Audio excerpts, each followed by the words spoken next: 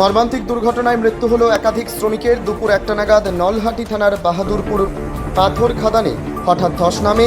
ধসে চাপা পড়ে ঘটনাস্থলে মৃত্যু হয় 6 জন শ্রমিকের। গুরুতর আহত হয়েছেন আরও 5 জন। খবর পেয়ে তড়িঘড়ি ঘটনাস্থলে পৌঁছায় নলহাটি থানার পুলিশ। স্থানীয় শ্রমিকদের সহায়তায় শুরু হয় উদ্ধার কাজ। আহতদের রামপুরহাট গভর্নমেন্ট মেডিকেল কলেজ ও হাসপাতালে ভর্তি করা হয়। এর মধ্যে দুজনকে উন্নত চিকিৎসার জন্য বর্ধমানে পাঠানো হয়েছে। প্রত্যক্ষদর্শীদের দাবি, এদিন দুপুরে পাথর খাদান থেকে পাথর তোলার কাজ চলাকালীন আচমকা ধস নামে। মুহূর্তের মধ্যে প্রায় 11 জন শ্রমিক চাপা পড়ে যান। সেখান থেকে 6 জনের মৃতদেহ উদ্ধার করা হয়েছে।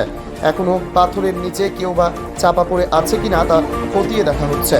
পুলিশ প্রশাসনের অনুমান, ধসের মধ্যে আরও শ্রমিক আটকে থাকতে পারেন।